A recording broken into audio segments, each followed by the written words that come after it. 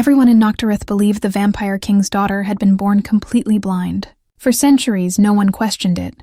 Not the castle physicians, not the ancient scholars, not even King Lucian himself. She lived in perpetual darkness, cut off from the world of sight, hidden away in a fortress built on sorrow and candlelight. But everything changed the night a new maid was summoned from the mortal realm. She wasn't a healer or a mystic, just someone who paid attention. What she noticed during her quiet service in the shadowed halls would unravel centuries of enchantment, challenge an immortal king's desperate choices, and bring to light a truth that had been sealed since the night the little princess first opened her eyes. What began as simple duty turned into a dangerous quest, and what she uncovered would shock everyone, especially the father who thought he had done everything to protect his only child. Before we continue with this story, don't forget to subscribe to the channel and like the video. Oh, and don't forget to comment below where you're watching us from. We'd love to know. King Lucian Valamon was an immortal ruler feared across realms, known throughout the supernatural world for his iron will and merciless reign. But behind the legend of his power, he lived a very different existence within his castle walls. He resided in Valamont Castle, a massive Gothic fortress isolated in the perpetual twilight of Unauthorized, where he dwelt alone with his daughter, Arya. The castle was magnificent, with towering stone archways, crimson tapestries depicting ancient battles, vast halls lit by thousands of candles, and endless corridors that seemed to breathe with shadows. Yet despite its grandeur, it felt frozen in grief, more tomb than home. Lucian had lost his beloved wife, Queen Isolde, during a blood eclipse centuries ago, on the very night Princess Arya was born. That catastrophic event had shattered something fundamental in him. He had withdrawn from the vampire courts, refused diplomatic summons, and severed ties with allied kingdoms, not because he sought solitude, but because he could no longer bear the weight of the outside world. His entire existence now revolved around Arya. She was the only being in all the realms he truly cared for, and he devoted every waking hour to ensuring her safety and comfort. But Arya's condition made his devotion feel like an endless, impossible task. From the moment of her birth, it was believed she had been born blind, her eyes pale as winter moonlight, never focusing on anything before her. Lucian blamed himself for the curse, convinced that Isolde's death and Arya's blindness were divine punishment for his defiance of celestial law. His nights were consumed with ancient routines, heavy silence, and constant dread about what would become of her when he could no longer protect her. Despite filling the castle with enchanted tools, rare artifacts meant to stimulate her senses, and summoning healers from every corner of the known world, Arya showed little response to any of it. Lucian had called upon witches, mystics, and even angels in disguise, hoping someone might reach through the veil that separated his daughter from the world. But nothing changed. Arya rarely spoke. She didn't play with toys. She never smiled or laughed. Most of her time was spent sitting motionless in her high-backed velvet chair near the arched window of her chamber, feeling the cool night breeze against her skin, and listening to the distant howling of wolves in the forest below. Her eyes, though sightless, always stared into the void, never settling on any object or person. It was as though she existed in a dimension no one else could enter, trapped behind an invisible wall. Lucian often positioned himself across the chamber, silently watching her for hours, drowning in helplessness. He read to her from ancient grimoires, told her stories of her mother's grace and beauty, even played haunting melodies on a centuries-old violin. But she rarely reacted. Only occasionally would she tilt her head slightly, or her pale lips would twitch in what might have been the ghost of a frown. Those fleeting gestures were all Lucian had to cling to. He wondered endlessly whether she recognized his voice, whether she felt anything at all, or if she was lost forever in the cursed fog that consumed her mind. At over 8 centuries old, King Lucian looked like a man in his early 40s, though weariness had aged his features beyond even immortal endurance. His long silver hair, once pristine, now fell unkempt past his shoulders. His crimson eyes, which had once burned with conquest and passion, now seemed dim, shadowed by grief. His movements were deliberate and slow, like a man carrying the weight of empires on his spine. He had distanced himself from old allies, ignored invitations to blood councils, and delegated ruling responsibilities to his advisors. He couldn't bring himself to leave Arya's side for more than a few hours. Every evening, he followed the same sacred ritual. He would help Arya dress in her soft gowns, prepare a modest meal of warmed milk and honey cakes, and guide her gently through the castle's cold stone halls. He tried endlessly to reach her through textures: silk, rough bark from the garden, cool metal, through scents of night-blooming jasmine and burning sage, through music both sorrowful and sweet, but nothing penetrated the wall around her. There were moments when rage consumed him, when he shouted at the heavens, cursed the gods who had taken Isolde and left him with this unbearable burden. He often knelt beside Arya's chair and whispered broken apologies, as if she could hear the anguish bleeding from his immortal heart. Even with all his ancient power, all his forbidden knowledge and accumulated wealth, he could not undo what he saw as the greatest failure of his endless life, his daughter's suffering and her impenetrable silence. The castle staff was small and carefully chosen, bound by blood oaths to discretion. They respected Lucian's need for privacy, and rarely spoke unless summoned. Most had served the Valamont family for generations, watching Arya grow through the years without any visible change.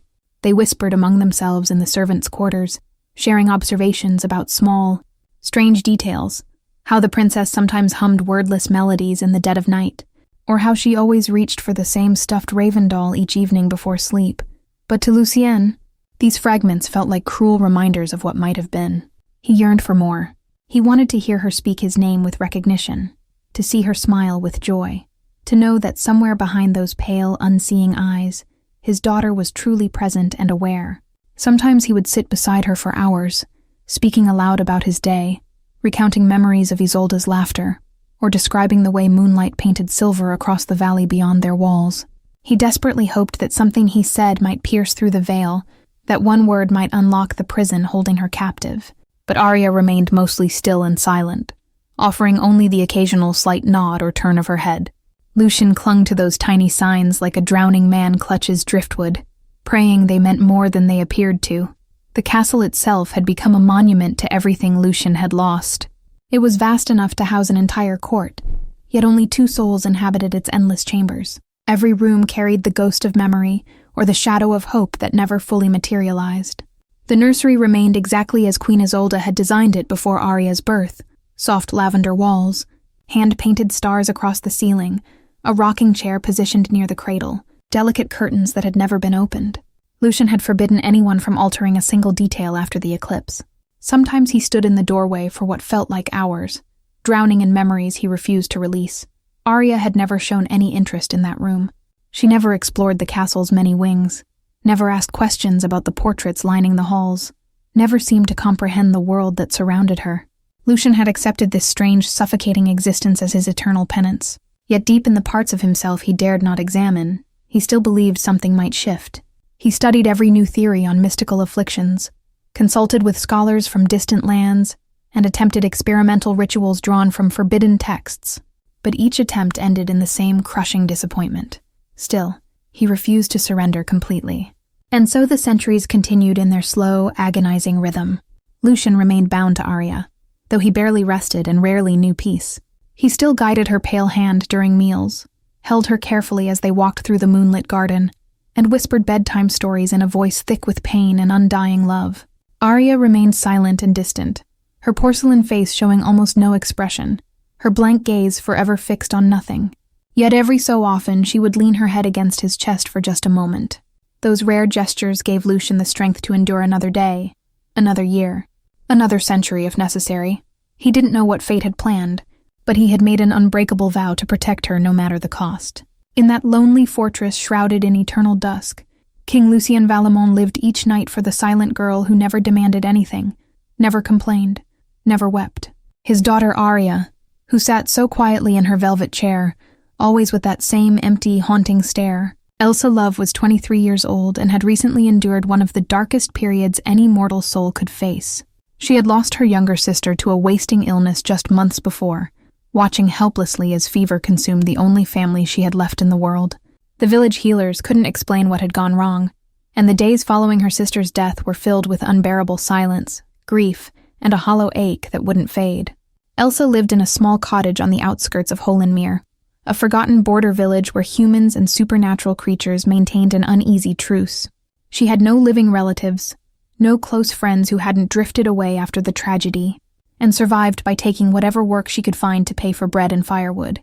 She discovered the housekeeping position at Valamont Castle, in a worn notice posted outside the village tavern, while sitting on a bench waiting for the rain to stop. The castle swallowed Elsa whole the moment she crossed its threshold. Her first week at Valemont was spent learning the rhythms of a place that seemed to exist outside of time itself. The head steward, a gaunt vampire named Gregor with hollow cheeks and eyes like tarnished silver, showed her the daily routines with clipped efficiency. Clean the grand hall before moonrise. Polish the brass candelabras until they gleamed like captured starlight. Prepare fresh linens for the princess's chamber. Never speak unless spoken to. Never ask questions about the family. Never, under any circumstances, enter the East Wing without permission. That last rule, Elsa noticed, was repeated more than once. The castle felt less like a home and more like an elaborate mausoleum, a place built to house the dead rather than the living. Every footstep echoed too loudly against the stone floors. Every shadow seemed to watch her pass. The air itself tasted of old sorrow, thick and metallic, like blood left too long in a chalice. Tapestries depicting ancient battles hung motionless on the walls, their threads faded but their images still vivid, fangs bared, crimson spilled, kingdoms conquered. The other servants moved through the halls like ghosts themselves, speaking in hushed tones and avoiding eye contact.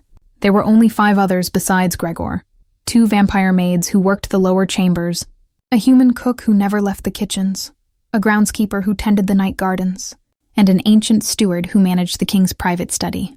None of them lingered in the East Wing. None of them spoke of Princess Arya, except in careful whispers, when they thought no one was listening. The princess doesn't like noise, one of the vampire maids told Elsa on her 3rd night, her pale fingers trembling as she arranged silverware. She doesn't like being touched. She doesn't like much of anything, really. Have you ever spoken to her? Elsa asked quietly. The maid's eyes widened with something close to fear. We don't go into her chambers. That's your responsibility now. The king insisted on a human for her care. He thinks... She trailed off, glancing toward the corridor that led to the East Wing. He thinks mortal warmth might reach her. But the way she said it made clear she believed no such thing was possible. Elsa's duties brought her to Arya's chamber every evening just after twilight. The princess's rooms occupied the highest floor of the East Tower, accessible only by a spiraling stone staircase that seemed to climb forever. By the time Elsa reached the heavy oak door, her legs ached and her breath came short, but she always paused before entering, steadying herself for what waited inside. The chamber was beautiful in a haunting, sorrowful way. Velvet curtains the color of deep wine framed the arched windows. Candles burned in iron sconces along the walls, their flames casting dancing shadows across oil paintings of long-dead royalty. A 4-poster bed draped in silver silk dominated one corner, and near the window sat the high-backed chair where Arya spent most of her hours. And there, every evening, was the princess herself. Arya never moved when Elsa entered. She sat perfectly still, her small hands folded in her lap, her pale blonde hair cascading over her shoulders like moonlight frozen in time. Her eyes, those strange, milky white eyes, stared toward the window but saw nothing. At least, that's what everyone believed. But Elsa was beginning to notice things. It started with small observations, details so subtle she almost dismissed them as imagination. The way Arya's head would tilt ever so slightly when shadows shifted across the floor, how her fingers would hover near objects, a hairbrush, a book, a glass of water, as if sensing their presence before touching them. During Elsa's 2nd week, while arranging fresh flowers in a crystal vase, she watched Arya's nostrils flare delicately, and the princess turned her face toward the blooms before Elsa had even set them down. "Do you like jasmine?" Elsa asked softly. Arya said nothing, but her lips parted slightly, as if tasting the question. The moment that changed everything happened during a quiet supper in Arya's chamber. Elsa had brought a tray of warmed milk, honey cakes, and sliced pears arranged on silver dishes. She was setting the tray on the small table near Arya's chair when her hand slipped. A silver spoon clattered against the plate, spinning once before falling still. The sound wasn't particularly loud, barely more than a soft chime in the vast chamber. But Arya flinched. Not at the noise. Elsa was certain of that, but as though she had seen the flash of candlelight reflecting off the spinning silver. Her head jerked slightly to the side, her shoulders tensed, and for just an instant, her pale eyes seemed to track the spoon's movement before going blank again. Elsa's heart hammered against her ribs. She glanced toward the doorway, but no one was there. Slowly, carefully, she knelt beside Arya's chair. "Did you see that?" she whispered. Arya remained motionless, her expression empty as always. But Elsa could have sworn she saw the faintest tremor in the girl's jaw. That night, as Elsa was leaving the chamber with the supper tray, King Lucian appeared in the corridor. He materialized from the shadows so suddenly that Elsa nearly dropped the dishes.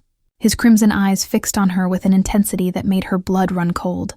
"How does she fare?" His voice was low, measured, but carried an edge like a blade pressed against skin.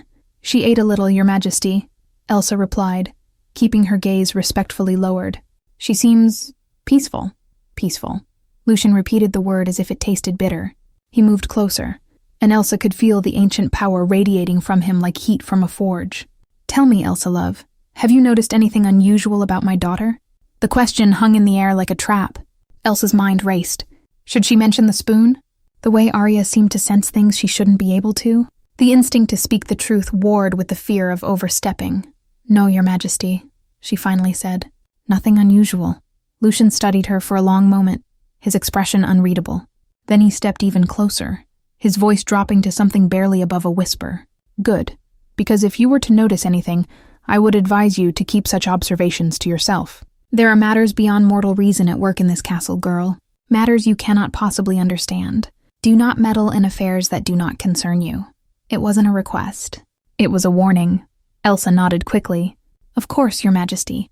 But as Lucian turned and disappeared back into the shadows, Elsa felt something stir inside her. Not fear, but a fierce, protective warmth. She had seen that same kind of isolation before, that same suffocating loneliness in her sister's eyes during those final days. And she had promised herself she would never stand by silently again. Later that night, as Elsa walked past Arya's chamber on her way to the servants' quarters, she heard something that made her freeze mid-step, humming, soft and melodic, barely audible through the heavy oak door. A lullaby with no words, haunting and sweet, sung in a voice that should have been silent. Elsa pressed her ear against the wood, her breath catching. She had never heard Arya make a sound like that. According to the other servants, the princess never sang, never hummed, never made any music at all. So who had taught her that song? Elsa pulled back from the door, her mind spinning with questions that had no answers. She glanced up and down the empty corridor, then whispered to herself, so quietly it was almost lost in the darkness. "You're not blind, are you?" The humming stopped. The silence that followed Elsa's whisper felt alive, pressing against her like a physical weight. She stood frozen in the corridor, her ear still inches from Arya's door, waiting for the humming to resume. But the castle had gone deathly quiet, as if even the shadows were holding their breath. After several long moments, Elsa forced herself to step back. Her hands trembled as she gathered her skirts and hurried toward the servants' quarters, her mind racing with possibilities she barely dared to consider. Sleep eluded her that night. She lay on her narrow cot, staring at the ceiling beams, replaying every interaction with the princess over and over. The tilted head, the hovering fingers, the flinch at the spinning spoon, the humming. By the time dawn's first gray light crept through her small window, Elsa had made a decision. She needed to know the truth, and she needed to be careful. Over the next 3 days, Elsa began her experiments. They started small, innocuous enough that anyone watching would see nothing more than a maid going about her duties. On the first day, while tidying Arya's chamber, Elsa moved slowly past the princess's chair, waving her hand directly in front of those pale, unseeing eyes. Arya's expression remained blank, her gaze fixed on nothing. No reaction, no flicker of recognition, just the same empty stare she always wore. Elsa tried again, this time snapping her fingers near Arya's face. Still nothing. The princess might as well have been carved from marble. She attempted different approaches throughout the day, dropping a handkerchief, moving objects across Arya's field of vision, even standing directly in her line of sight, and moving side to side. Each time Arya remained perfectly motionless, her white eyes never tracking, never focusing, never showing the slightest awareness. But Elsa had learned to trust her instincts, and something told her she was testing the wrong conditions. On the second evening, she waited until the usual time for Arya's supper. The princess sat in her customary position by the window, motionless as always. Elsa brought in the meal, warm broth, soft bread, honeyed tea, and set it carefully on the side table. Then, as if by accident, she began extinguishing candles throughout the chamber. "Forgive me, Your Highness," Elsa murmured, blowing out one sconce after another. "I need to replace these. They've been burning unevenly." The room grew darker with each flame that died. Shadows pooled in the corners like spilled ink. When only a single candle remained burning on the far side of the chamber, Elsa retrieved a small hand lantern from her apron pocket, the same one she used to navigate the castle's darker corridors. She moved to stand directly in front of Arya, holding the lantern at eye level. Then, very slowly, she raised it higher, watching the princess's face in the flickering amber light. At first, nothing. Arya remained perfectly still, her expression serene and empty. Then Elsa lowered the lantern, plunging Arya's face into deeper shadow. And in that moment, she saw it, a subtle but unmistakable contraction of the princess's pupils. They narrowed slightly, adjusting to the change in light, the way any seeing person's eyes would respond. Elsa's breath caught in her throat. Her hands began to shake, causing the lantern's flame to dance wildly. "Your Highness?" she whispered. Arya said nothing, but her head tilted ever so slightly, as if listening to something beyond Elsa's words. Emboldened, Elsa extinguished the lantern completely. The chamber plunged into near-total darkness, illuminated only by the faint glow of the single distant candle and the pale moonlight filtering through the window. Elsa waited, letting her own eyes adjust, and then she saw something that made her heart nearly stop. A shimmer. A faint blue luminescence reflecting in Arya's eyes, like starlight caught in ice. It lasted only a moment before fading, but it was there, undeniable, impossible. "Princess Arya," Elsa breathed, barely above a whisper. "Can you see me?" The silence stretched between them like a chasm. Then, so quietly Elsa almost missed it, Arya spoke. Her voice was soft and uncertain, like someone speaking a language they'd almost forgotten.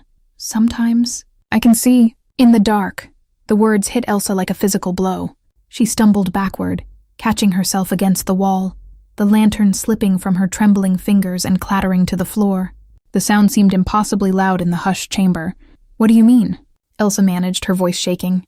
"You can see right now?" But Arya had gone silent again, her expression returning to that same empty mask. The moment had passed, the confession withdrawn as quickly as it had been offered.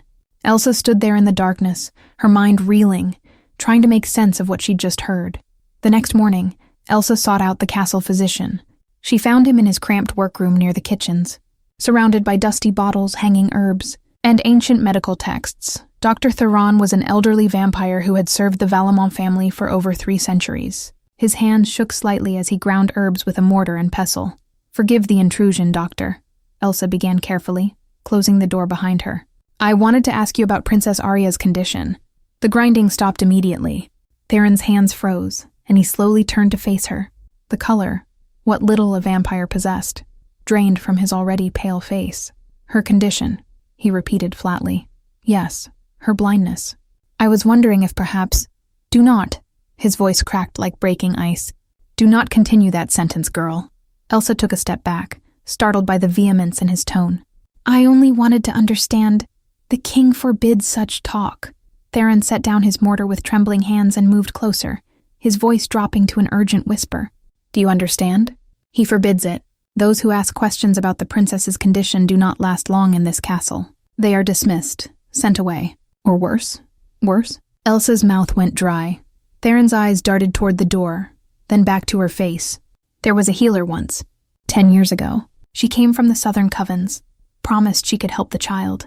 She asked too many questions, examined the princess too closely, suggested that perhaps the blindness was not natural. What happened to her? She disappeared." Theron's voice was barely audible now. "One night she was here, and by the next evening, her chambers were empty. No one speaks of her anymore. No one dares." A chill ran down Elsa's spine. "But if Arya could be helped, leave it alone." Theron gripped her arm with surprising strength. "For your own sake, girl. Do not meddle in affairs that transcend mortal understanding. The king has his reasons, and he will not tolerate interference." He released her and turned away. The conversation was over. That night, Elsa woke to footsteps in the corridor.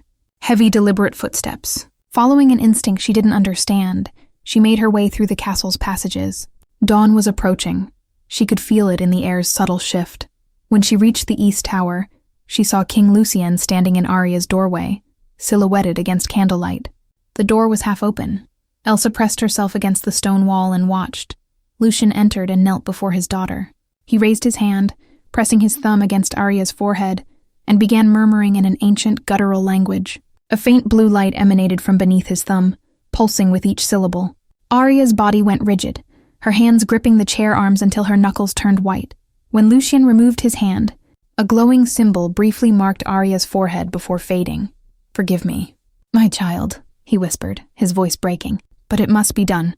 Elsa fled before he could discover her, her heart threatening to burst. She made it back to her quarters, gasping. The incantation, the blue light, the mark. He was maintaining the spell, every single dawn. When she returned to Arya's chamber hours later, she found the princess in her usual place. But as Elsa drew closer, she noticed something that made her blood turn to ice. Beneath Arya's eyes were faint russet stains, dried tracks of blood tears, red as wine. Elsa spent the rest of that day in a fog of barely contained horror, going through the motions of her duties while her mind churned with dark revelations. Every time she closed her eyes, she saw those blood-red tear tracks on Arya's porcelain face. Every time she heard footsteps in the corridor, she tensed, expecting King Lucian to appear and drag her away for what she'd witnessed. But nothing happened. The castle continued its eternal rhythm, indifferent to her discovery. The other servants moved through their routines. Gregor gave her assignments in his usual clipped tone. The world carried on as if nothing had changed. Except everything had changed. Curiosity had become something more than simple interest. It had transformed into an obsession that gnawed at Elsa's thoughts like a hungry animal. She couldn't sleep without seeing Arya's rigid body as her father pressed that glowing mark into her forehead. She couldn't eat without wondering what those ancient words had meant, what power they wielded, what they were suppressing. Sometimes I can see in the dark. It must be done. It must always be done. The pieces of a terrible puzzle were scattered before her, and Elsa knew she wouldn't find peace until she understood what they formed. The physician's warning echoed in her mind. Those who asked questions didn't last long in this castle. But the alternative was returning to her life of ignorant service, pretending she'd seen nothing. While a child suffered under some dark enchantment night after night, Elsa had already lost everyone she loved. She'd watched her sister waste away while she stood helpless. She would not stand helpless again.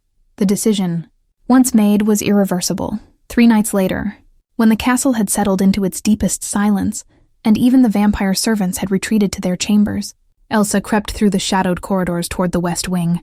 She knew the layout by now, had memorized which floorboards creaked and which passages were watched. King Lucien's private study lay at the end of a long gallery lined with portraits of long-dead Valamont ancestors, their painted eyes seeming to follow her progress with cold disapproval. The study door was massive, carved from black oak and bound with iron that had gone green with age. Elsa had seen Lucian emerge from it several times, always looking more burdened than when he'd entered, as if the room itself added weight to his immortal shoulders. She pressed her ear against the wood, listening. Silence. Her trembling hand found the iron handle, and she pushed gently. To her shock, the door wasn't locked. It swung inward with a low groan that seemed impossibly loud in the quiet castle. Elsa slipped inside and eased the door closed behind her. The study was exactly as she'd imagined it, an ancient room of black marble and shadows that seemed to breathe. Floor-to-ceiling shelves lined the walls, groaning under the weight of leather-bound volumes, rolled parchments, and artifacts that looked older than memory itself. A massive desk dominated the center of the room, its surface covered with scattered papers, ink-stained quills, and half-melted candles frozen in pools of wax. Moonlight filtered through a single arched window, casting silver bars across the floor. The air smelled of old paper, dried ink, and something else.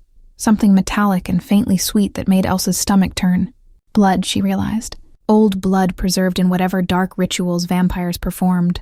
She moved carefully through the room, her eyes adjusting to the gloom. Most of the books appeared to be ledgers, histories, and diplomatic correspondence, the mundane business of ruling a kingdom. But on a shelf near the window, separated from the others and covered with a heavy cloth of midnight velvet, sat a single volume that seemed to pulse with its own dark energy. Elsa's hands shook as she reached for the cloth. She pulled it away slowly, revealing what lay beneath. The Codex Umbrae. The grimoire was bound in crimson leather. Not dyed, Elsa realized with growing horror, but something else. Something that had once been alive. The royal crest of House Valamont was burned into the cover, a crescent moon pierced by a sword, surrounded by thorns that seemed to writhe in the moonlight. Silver clasps held the book closed, inscribed with symbols that hurt to look at directly. Elsa's fingers trembled as she undid the clasps. They opened with soft clicks that sounded like breaking bones. The cover fell back, revealing pages so old and brittle they looked ready to crumble at a breath.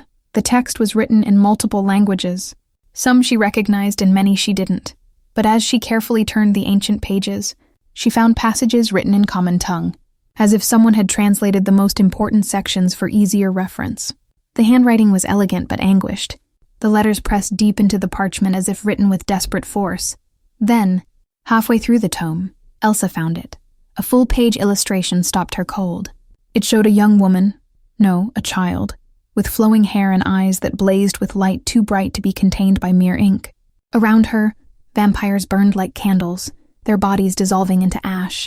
Above the image, written in script that seemed to shimmer with its own luminescence, were the words, "The Prophecy of Dawn's Heir." Elsa's eyes dropped to the text below. In the final age of the Valamont reign, when the blood moon wanes and the covenant grows weak, the heir of the ancient line shall be born bearing the cursed gift, the eyes of dawn. She shall see what no vampire has seen since the first curse fell upon our kind. She shall look upon the sun and not burn. She shall carry within her sight the power to end the eternal night. If her sight awakens before the blood eclipse completes its cycle, the balance shall shatter.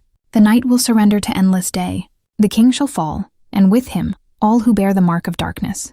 The line of Valamont shall end in flames of her own making. Therefore, it is decreed by blood and shadow.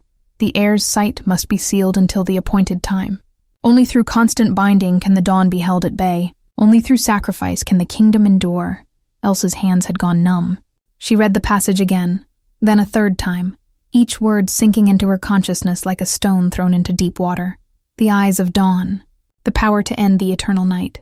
Arya wasn't blind by birth or curse. She'd been born with sight, extraordinary sight, and Lucian had sealed it away. Every dawn he reinforced the enchantment, suppressing his daughter's gift to prevent the prophecy from coming true. The blood tears, the pain, the decades of isolation, all of it was deliberate. A father choosing his kingdom over his child, choosing the survival of his kind over the freedom of his daughter. Elsa turned the page with shaking hands and found a handwritten note in the margin, added long after the original text had been penned. She recognized Lucian's handwriting from the papers on his desk. "I have seen the stars weep for what I have done. Each dawn I pray for forgiveness I do not deserve. But what choice was given to me? To watch my daughter burn in the light she was born to see, or to blind her and save us all? I chose darkness.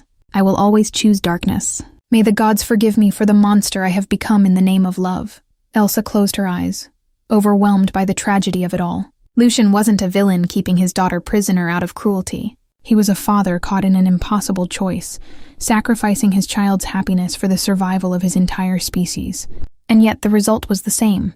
Arya trapped in endless darkness, suffering under the weight of a spell renewed each dawn, never knowing the truth of what she was, never knowing she was meant to see the sun. Elsa was about to close the book when she noticed something else. Tucked between the pages near the end was a loose sheet of parchment, newer than the rest, covered in calculations and diagrams. At the top, in Lucian's desperate handwriting, were the words, "Blood eclipse cycle, 347 years. Current year, 346, one more year. One more year and the prophecy will be void. One more year and she will be safe. What will King Lucian do when he discovers his spell is breaking? Will Elsa survive his fury? Make sure you're subscribed so you don't miss what happens next. Drop a like if you're Team Elsa, and comment if you think she's making the right choice. Now let's see what happens when Elsa confronts the king. One more year. Lucian had been holding back the dawn for centuries, and he was so close to breaking the curse permanently. Just one more year of suffering, and Arya would be free, though still blind, still trapped, still living in darkness. Would that be freedom? Elsa wondered. Or just another kind of prison? She was closing the codex, preparing to return it to its velvet shroud, when the air in the study suddenly grew cold. The candles on Lucian's desk flickered wildly despite the absence of any breeze. And then, from somewhere in the darkness between the shelves, came a whisper that raised every hair on Elsa's body. It was a voice like wind through dead leaves, neither male nor female, ancient and terrible and infinitely sad. "Do not wake the dawn." Elsa spun around, her heart hammering, searching the shadows for the source. But she was alone. The study was empty, save for the books and the moonlight, and the terrible knowledge she now carried. She replaced the velvet cloth with trembling hands, and fled the study, not bothering to be quiet anymore. Behind her the whisper echoed through the halls like a warning, or perhaps a plea. Do not wake the dawn. Elsa didn't sleep that night. She couldn't. The whisper from the study clung to her thoughts like cobwebs, and every time she closed her eyes, she saw the prophecy's illustration, vampires burning in the light of a child's awakened gaze. She lay on her cot, listening to the castle settle into its nocturnal rhythms, and tried to make sense of what she'd learned. Lucian wasn't a monster. He was a father trapped by fate, making an impossible choice every single dawn. And Arya wasn't cursed. She was extraordinary, powerful, dangerous. A child born to end the eternal night. Do not wake the dawn. But how could Elsa simply do nothing? How could she watch Arya suffer under that spell for another year, knowing the truth? The blood tears, the pain, the isolation. It was all deliberate suffering inflicted in the name of protection. Was that really love? Or was it just fear wearing love's mask? Elsa was still wrestling with these thoughts when the storm arrived. It came suddenly, violently, as if the sky itself had split open in rage. Thunder cracked like the breaking of worlds, so loud it shook the castle's foundations. Lightning illuminated the darkness in blinding white flashes, casting stark shadows that danced across the walls of Elsa's chamber. Rain hammered against the windows with the fury of 1,000 fists. And then, cutting through the chaos of the storm, Elsa heard it. A scream, high and piercing, filled with agony beyond anything mortal or immortal should endure. It came from the East Tower. Arya, Elsa threw off her blankets and ran. She didn't bother with a candle or lantern. The lightning provided enough illumination, flashing at irregular intervals like the pulse of a dying heart. Her bare feet slapped against cold stone as she raced through corridors and up the spiral staircase, her nightgown billowing behind her. The door to Arya's chamber stood open, swinging on its hinges with each gust of wind that howled through the castle. Elsa burst inside and froze. Arya was no longer sitting in her chair.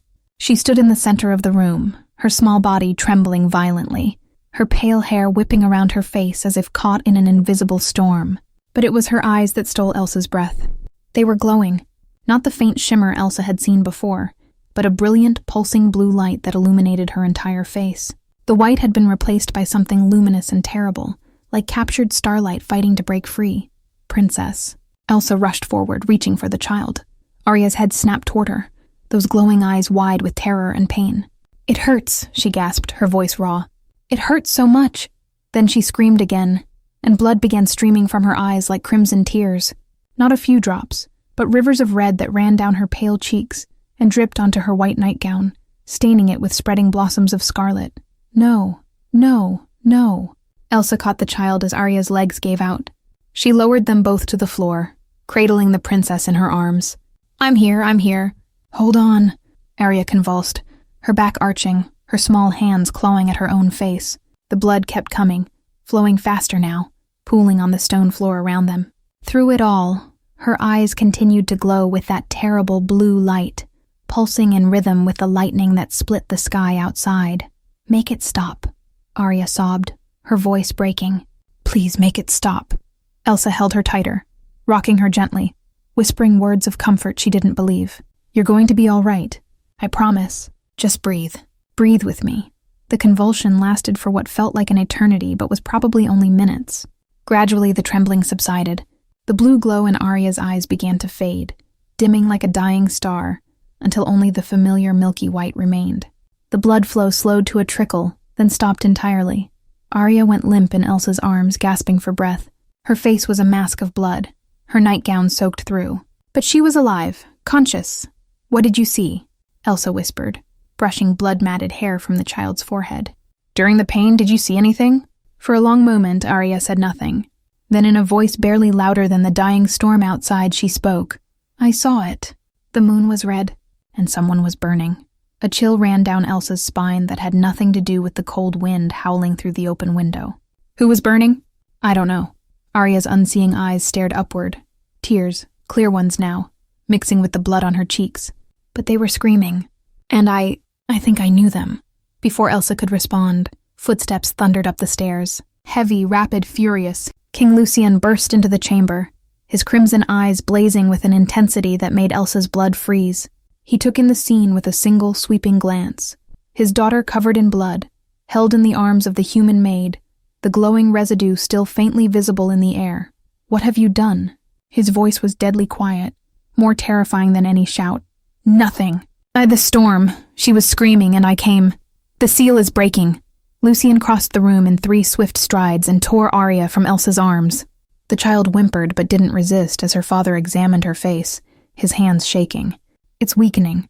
After all these years, it's finally weakening." He rounded on Elsa, and for the first time since arriving at the castle, she truly feared for her life. You, what did you do? What did you touch? Where did you go? I didn't. Do not lie to me, mortal. Lucian's roar shook the chamber. The binding has held for 346 years without faltering. And now, mere weeks after you arrive, it begins to unravel. What dark magic do you carry? What curse did you bring into my home? Your Majesty, I swear, I've done nothing. Get out! His voice dropped to a lethal whisper. Pack your things. You will leave this castle before dawn, and you will never speak of what you've seen here. If you do, I will find you, and I will ensure you regret drawing breath. Elsa scrambled to her feet, her heart hammering.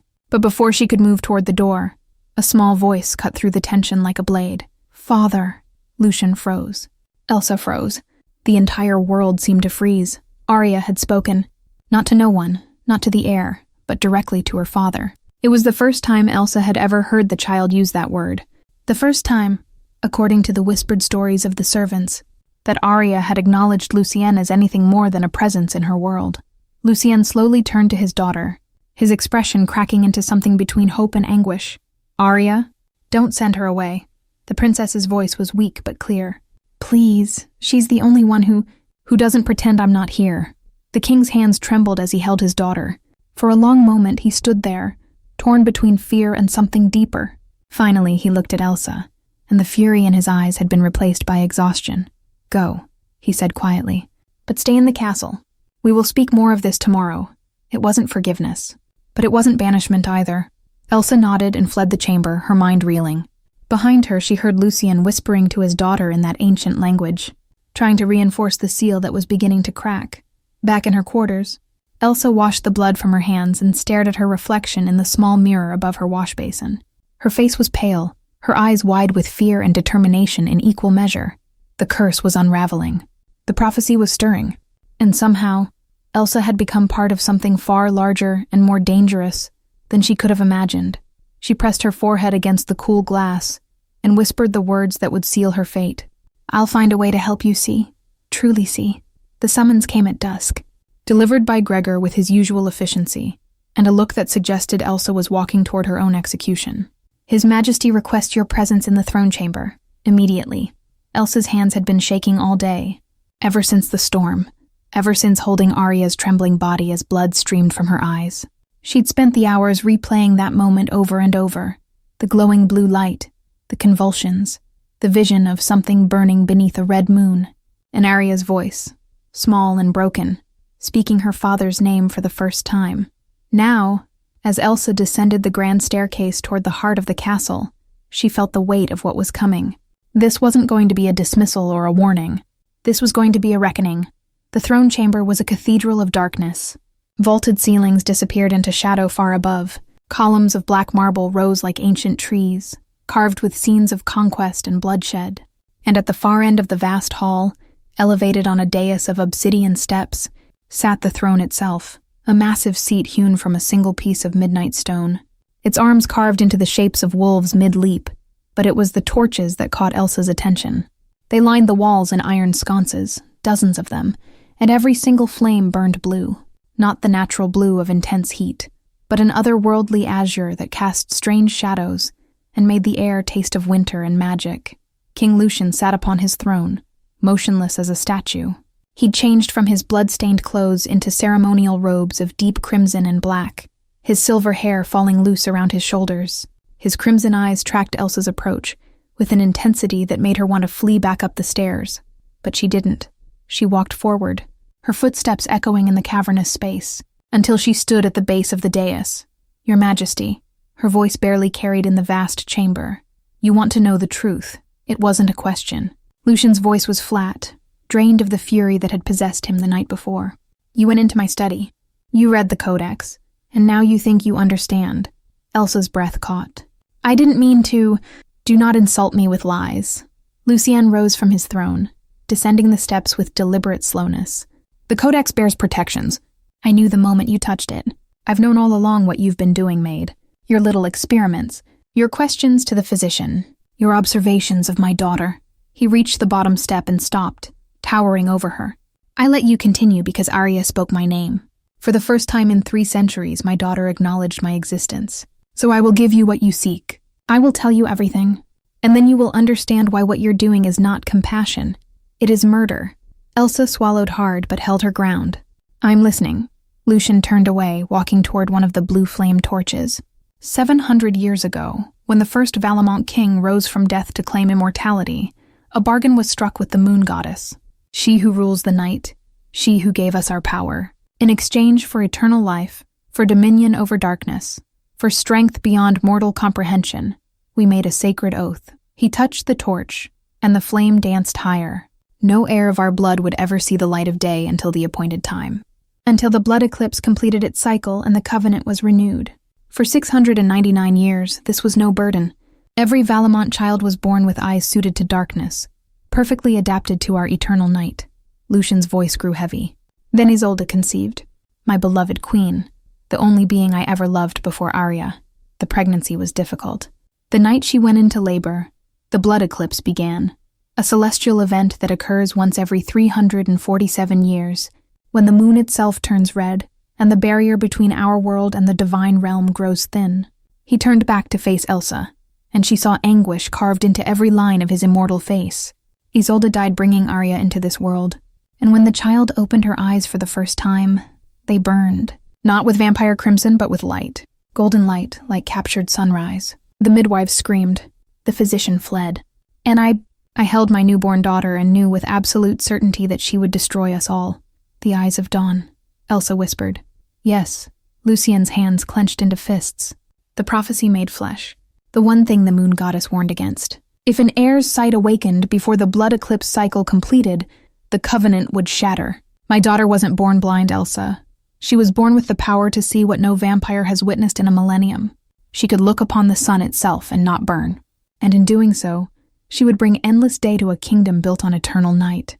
He began pacing, his robes sweeping across the stone floor. I panicked.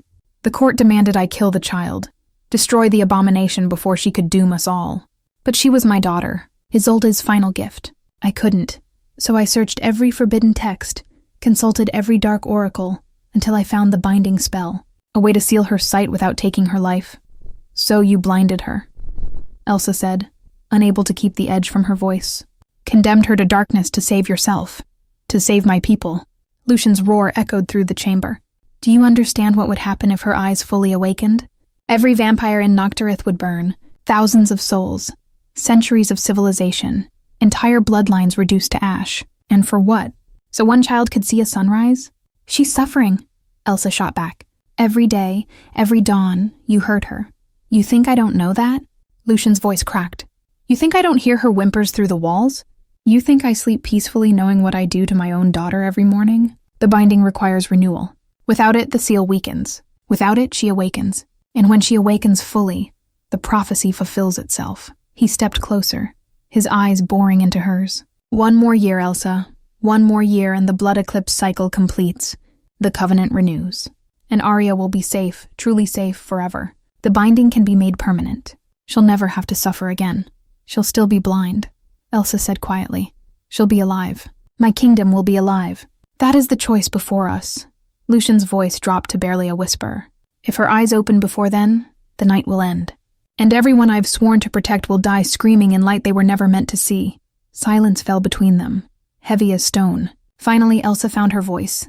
You call it protection, she said, meeting his crimson gaze without flinching. I call it blindness. Lucian's expression hardened. Then you understand nothing of love or sacrifice. I understand a father too afraid to let his daughter be what she was born to be. The words hung in the air like a blade. Lucian stared at her for a long moment, then turned away. Get out, he said quietly. Before I forget that my daughter spoke on your behalf. Elsa left the throne chamber with her heart pounding, knowing she'd just crossed a line from which there was no return. Elsa didn't return to her quarters after leaving the throne chamber. Instead, she walked the castle's endless corridors in a daze, Lucian's words echoing in her mind like a curse. One more year and she'll be safe, blind, trapped, still suffering under a spell renewed every dawn, still isolated in darkness, still never knowing the truth of what she was meant to be. That was Lucian's version of salvation, a life sentence disguised as protection. Elsa thought of her sister's final days, watching helplessly as illness consumed her. She'd promised herself then that she would never stand idle again while someone suffered. Never again would she choose silence over action, safety over what was right. The decision crystallized in her heart, like ice forming on still water. She was going to break the curse. That night, when the castle slept, Elsa returned to Lucian's study. Her hands didn't shake this time as she opened the door. Fear had transformed into something harder, more resolute. She moved directly to the velvet-covered shelf and retrieved the Codex Umbrae, no longer caring about the protective enchantments that marked her intrusion. She carried the grimoire to a deeper part of the castle, the catacombs beneath the throne chamber, where ancient Valamont kings lay entombed in stone sarcophagi. No one came here. Even the vampire servants avoided these halls, where the weight of centuries pressed down like physical force. By candlelight, Elsa paged through the codex until she found what she sought. Past the prophecy, past Lucian's anguished notes, there was another section, older, written in the same hand that had penned the original binding. The reversal of Dawn's seal. The ritual was complex, requiring precise timing and components that made Elsa's stomach turn. Blood from the sealed one, Arya's blood. Blood from one who believed in her awakening, Elsa's own. A circle drawn in ash from burned moonflowers. And words of power spoken at the exact moment between night and dawn. When the world balanced on the edge of transformation, Elsa copied the incantation onto a scrap of parchment with trembling hands, committing every symbol to memory. She was gathering the codex to leave when she heard it. A voice, soft as silk, coming from the shadows between the tombs. You would free her. Elsa spun, her candle nearly guttering out. At first she saw nothing. Then a figure emerged from the darkness. Not solid, but translucent, shimmering like moonlight on water. A woman in flowing robes, her face beautiful and sad, her eyes the same pale gold Arya's must have been at birth. Queen Isolde, Elsa breathed. The ghost smiled. You see truly, child. I have watched you these past weeks. Watched you care for my daughter with the gentleness she has never known. The specter drifted closer. My husband is a good man trapped in an impossible choice. But he chose wrong. He chose fear over faith, darkness over light. Don't make his mistake. The ritual, Elsa began. I will guide you when the time comes. But be warned, the castle has eyes. Lucian's eyes. You must move quickly. The ghost reached out as if to touch Elsa's face, her translucent hand passing through flesh like cold wind. Free my daughter. Let her see the world I never could show her. Let her be what she was born to be. Then Isolde faded, leaving only the whisper of her final words. Save her. Elsa clutched the codex and turned to leave the catacombs. But as she reached the stairs, torchlight blazed above. Heavy footsteps descended. She tried to retreat, but more guards appeared from the passages behind her, cutting off escape. Gregor emerged from the stairwell, his face impassive. The king has ordered your arrest. The codex, if you please. No. Elsa backed away, but vampire hands seized her arms with inhuman strength. The grimoire was torn from her grasp. Take her to the dungeons, Gregor commanded. His Majesty will decide her fate at dawn. The dungeon was everything Elsa had feared, a place of eternal darkness and despair, carved into the bedrock beneath the castle. Iron bars separated cells where tormented souls had once languished.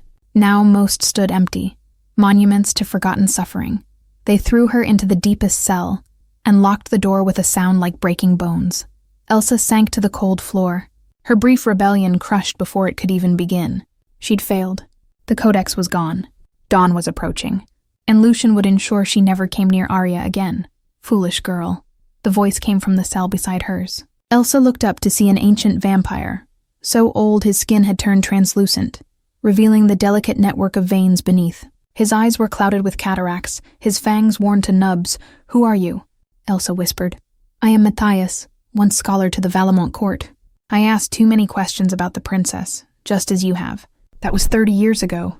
30 years in here? Time means little to immortals. Matthias moved closer to the bars separating their cells. But I learned something during my imprisonment. Something the king doesn't understand. He studied her with those milky eyes. You carry the light he fears. Not magic, not power. Something simpler and more dangerous. Belief. You believe she should be free. And belief, child, is the most potent magic of all. It doesn't matter now, Elsa said bitterly. They took the codex. The ritual is lost. Is it? Matthias smiled, revealing those worn fangs. Or did you already memorize what you needed? Elsa's breath caught.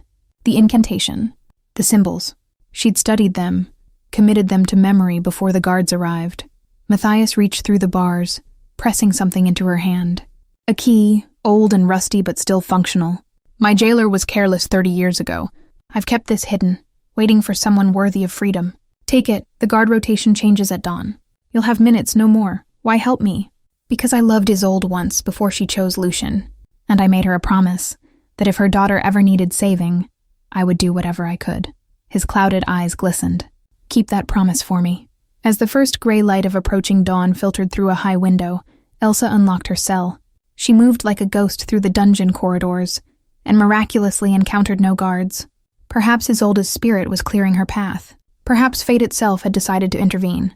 She emerged into the lower castle and found it, a single candle left burning in a wall sconce, its flame pure white, lit by moonlight that had somehow found its way into these shadowed halls. Elsa took the candle, its light steady in her trembling hand, and whispered the words that would seal her fate. If darkness fears the light, then I will bring it to her. Elsa reached Arya's chamber as the first tremors of dawn approached. The princess sat in her chair, exactly where she always sat, her pale eyes staring at nothing. But when Elsa entered, Arya's head turned with startling precision. You came back, the child whispered. I heard them take you away. I thought, we don't have much time. Elsa knelt before her, taking those small, cold hands. Arya, do you trust me? The princess hesitated, then nodded. You're the only one who sees me. Then come. I'm going to help you truly see. They fled through the castle's passages as distant thunder rumbled, another storm gathering, as if the heavens themselves knew what was about to unfold.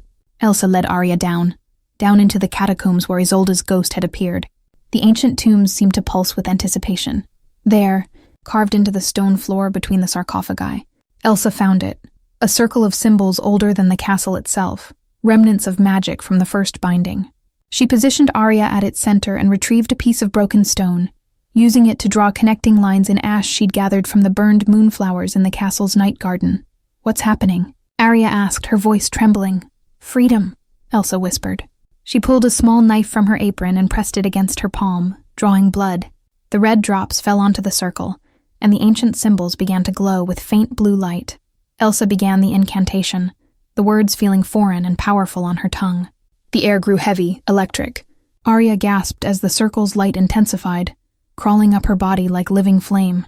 Then the catacomb doors exploded inward. Lucian stood in the entrance, his face a mask of fury and terror. Lightning from the storm above split the sky visible through cracks in the ancient ceiling. Stop this madness. I can't, Elsa said, continuing the chant. You would destroy everything for what you do not understand. Lucian rushed forward, but an invisible barrier threw him back against the stone wall. I understand enough, Elsa shouted over the rising wind that had begun swirling through the catacombs. I understand that a father's love shouldn't blind his child.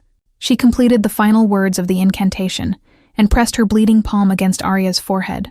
The spell ignited. Blinding light erupted from the circle, pure and terrible, washing over everything in silver radiance.